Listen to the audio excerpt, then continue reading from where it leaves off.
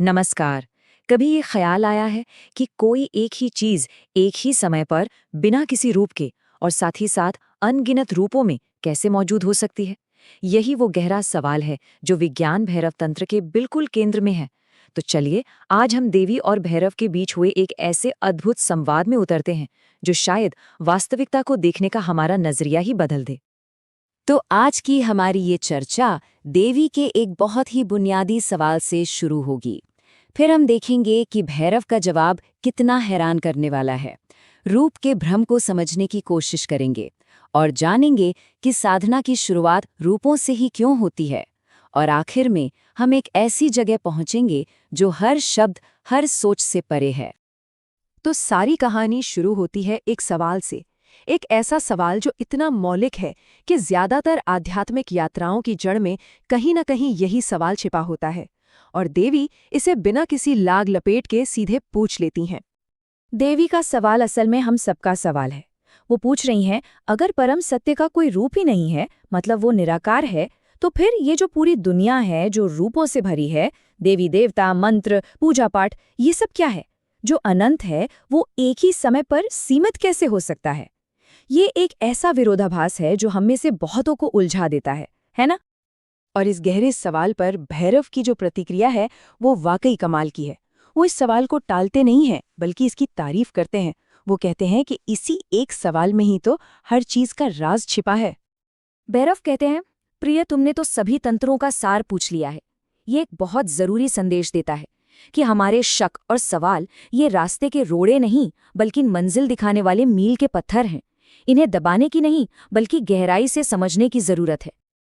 तो चलिए, अब भैरव के जवाब के अगले हिस्से में चलते हैं और देखते हैं कि वो इस गुत्थी को कैसे सुलझाते हैं। वो साकार दुनिया यानी रूप वाली दुनिया की असलियत को समझाना शुरू करते हैं। सबसे पहले इस शब्द साकार को समझते हैं। इसे बस हमारे रोजमर्रा की दुनिया की तरह सोचिए। यहाँ हर चीज का एक रूप है, एक सीमा है, एक अलगाव है। मतलब ये टेबल वो कुर्सी नहीं है, मैं कोई और नहीं हूं। यही रूपों की दुनिया है जिसे हम अपनी पांचों इंद्रियों से महसूस करते हैं। और यहीं पर हमें एक बुनियादी फर्क साफ दिखाई देता है। देखिए, रूपों की दुनिया साकार हमारी साधना का शुरुआती बिंदु है। ये बटी हुई है, लगातार बदलती रहती है। लेकिन मंजिल निराकार इसके ठीक उलट है। अविभाज्य, हमेशा रहने वाला, एकमात्र परम सत्य। इस रूप वाली दुनिया की हकीकत बताने के लिए भैरव कुछ बहुत खूबसूरत मिसालें देते हैं। वो कहते हैं कि ये दुनिया एक जादू की तरह है, एक सपने की तरह है, या फिर आसमान में बादलों से बने किसी शहर की तरह। देखने में बिल्कुल असली लगती है, पर जैसे ही पास जाके छूने की कोशिश करो, वो घुल जाती है, गायब हो जाती है। अब यहाँ एक सवाल तो मन में उठता ही है, अगर ये साकार दुनिया और इसके सारे रूप सब एक भ्रम है, तो फिर हमें देवी देवताओं के रूपों पर ध्यान लगाने के लिए क्यों कहा जाता है? भैरव इसका जो जवाब देते हैं उसमें बड़ी करुणा है। वो कहते हैं कि किसी रूप पर ध्यान लगाना एक सहारा है, एक बैसाखी है उन लोगों के लिए जिनका मन अभी भी दुनिया को टुकड़ों में देखने का आदी है। ये मंजिल तक पहुंचने के लिए एक सीढ़ी है, खुद मंजिल नहीं। और यहाँ विकल्प शब्द समझना बहुत जरूरी है। ये हमारे मन के वो विचार हैं जो हर पल चलते रहते हैं। अच्छा, बुरा, सही, गलत, मेरा, तेरा।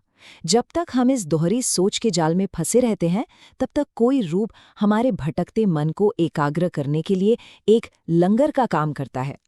चलिए, अब इस चर्चा के अंतिम और सबसे गहरे हिस्से की ओर बढ़ते हैं। भैरव अब उस परम सत्य की बात करते हैं जो हर रूप, हर परिभाषा और हर शब्द से पूरी तरह परे हैं। भैरव समझाते हैं कि परम सत्य, जिसे यहाँ भैरव कहा गया है, वो हर तरह की कल्पना से परे है। हम उसे ये बताकर नहीं समझ सकते कि वो क्या है, बल्कि सिर्फ ये हटाकर समझ सकते हैं कि वो क्या नहीं है। तो वो परम सत्य क्या नहीं है? वो सिर्फ मंत्रों या पवित्र शब्दों का एक संग्रह नहीं है। नहीं, वो 3 सिर वाले देवता जैसा कोई खास रूप है। वो इच्छा, ज्ञान और क्रिया, इन 3 मूल ऊर्जाओं का जोड़ भी नहीं है। और न ही वो हमारे शरीर के भीतर मौजूद चक्रों की कोई व्यवस्था है। ये सब तो बस नक्शे पर बने निशान हैं, असली जगह नहीं। और अब आती है सबसे जबरदस्त मिसाल। भैरव कहते हैं कि ये सभी अवधारणाएं, ये रूप और ये सारे सिस्टम उस मीठे लड्डू की तरह हैं जो माँ एक रोते हुए बच्चे को शांत करने के लिए देती है। लड्डू बच्चे की असली भूख नहीं मिटाता, वो बस उसका ध्यान बटाकर उसे आराम देता है। ठीक वैसे ही ये साधनाएं हमारे बेचैन मन को शांत करती हैं। ये दवा की तरह है, सेहत की तरह नहीं। तो ये पूरी बात हमें एक बहुत ही निजी सवाल पर लाकर छोड़ देती है। अगर सारे रूप, सारे मंत्र, सारी अवधारणाएं बस शुरुआत हैं, बस वो मीठा लड्डू है, तो फिर असली यात्रा कहाँ से शुरू होती है? इन सारे औजारों के पार आखिर है क्या? शायद इसका जवाब शब्दों में नहीं, बल्कि अपने ही भीतर की खामोशी में मिल सकता है।